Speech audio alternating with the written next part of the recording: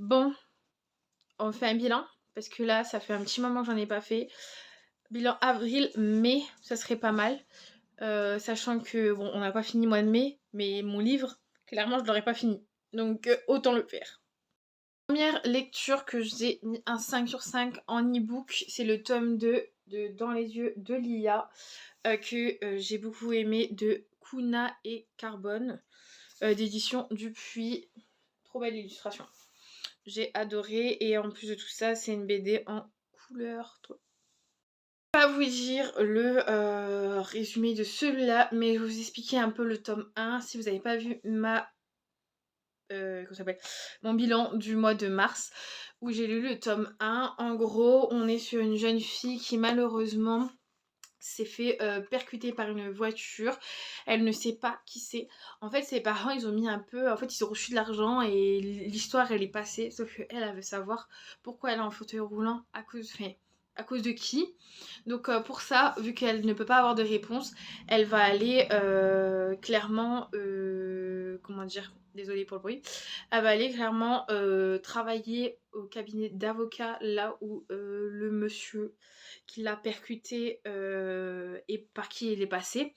Et elle va essayer de retrouver ce dossier et tout. Elle va être accompagnée de son meilleur ami et elle va faire la connaissance d'une fille dans ce cabinet là qui va la soutenir à 100% et qui vont devenir amis. Donc en fait, donc là on est sur son meilleur ami et cette fameuse fille.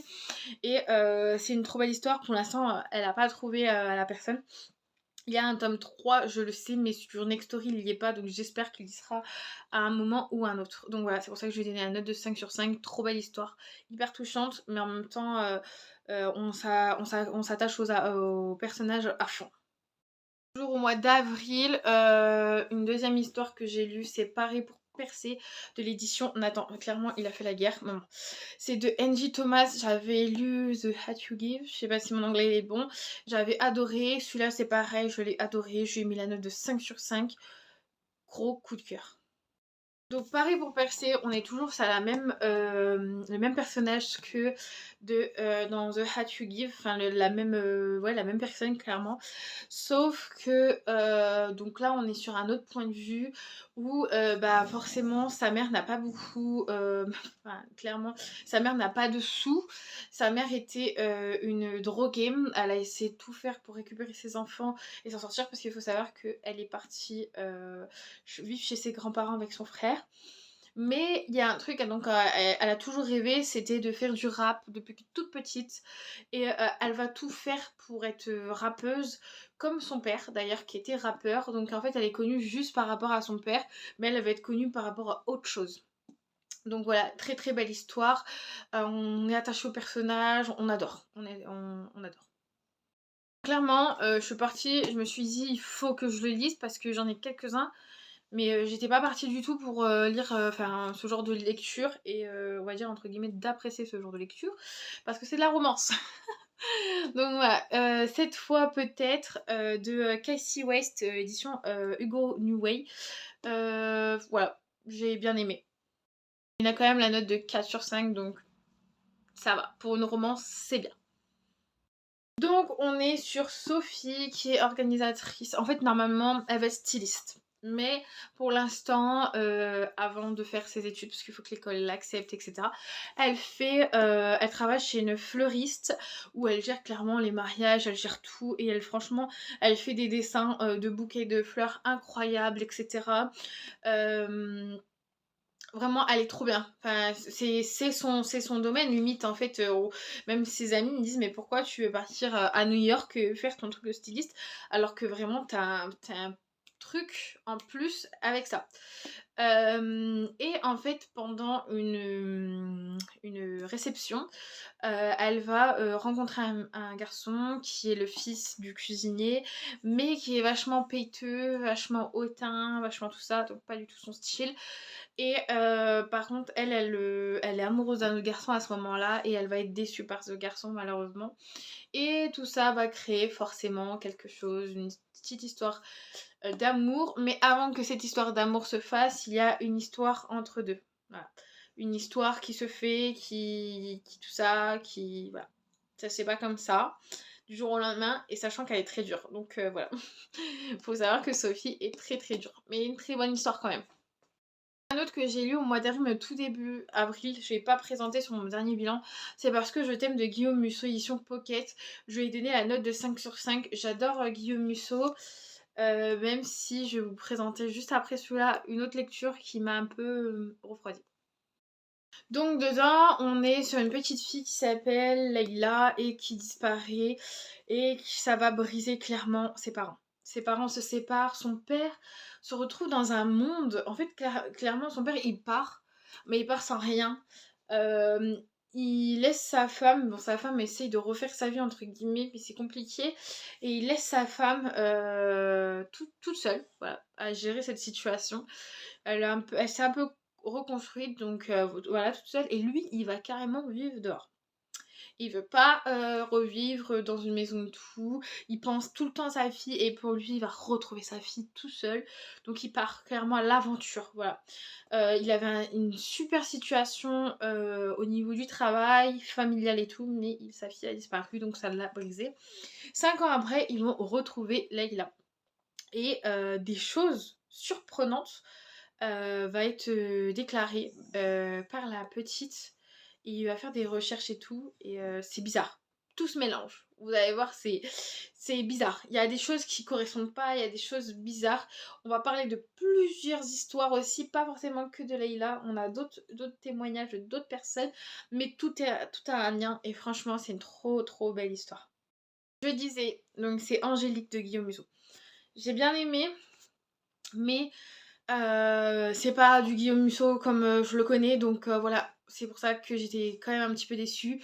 Je m'attendais peut-être à plus parce que c'est Guillaume Musso et que j'aime bien Guillaume Musso. Mais voilà, j'ai quand même donné la note de 4 sur 5, pardon. C'est pas un coup de cœur, mais voilà. On est sur une histoire que Mathias Taillefer, je sais pas trop comment on dit, a, comment ça s'appelle, fait un arrêt cardiaque, se retrouve dans une chambre où d'un seul coup une jeune fille qui fait les chambres et qui fait un peu de la musique se retrouve à côté de lui. Lui il était dans le coma pendant un moment et il s'est retrouvé à côté d'elle sans savoir c'était qui et en fait il l'a envoyé un peu balader. Il était policier à l'époque et cette jeune fille sait qu'il était policier. Et d'un côté, elle veut pas le laisser parce qu'elle a besoin de lui par rapport à sa maman qui est décédée et qui pour elle n'est pas décédée d'un décès, on va dire, naturel, même si la police dit le contraire.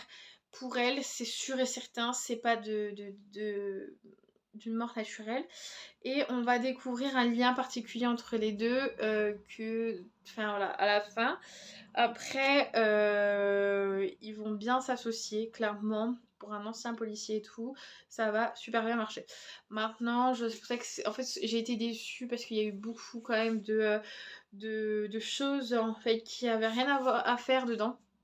Malheureusement, je l'ai lu en lecture commune, mais bon, ça se lit assez rapidement, on comprend quand même l'histoire, mais c'est pas un coup de cœur de Guillaume Musso, sachant que j'en connais des meilleurs.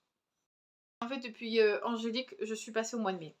Là, on est encore au mois de mai avec, après le tremblement de terre de Haruki Murakami, voilà, de l'édition 10-18. J'ai aimé sans aimer. En fait, je suis mitigée, donc je lui ai mis la note de 3,5. Voilà. On parle de plusieurs histoires dedans, je crois que je vous en ai parlé sur des vlogs. On parle de plusieurs histoires, de plusieurs, on va dire, témoignages après donc ce fameux tremblement de terre que je dise pas, oui, au Japon, voilà. Et des fois je confonds. Et en fait, j'aime bien la plume de l'auteur, mais ce que j'ai pas aimé, c'est qu'il y a c'est certaines histoires. En fait, c'est bizarre.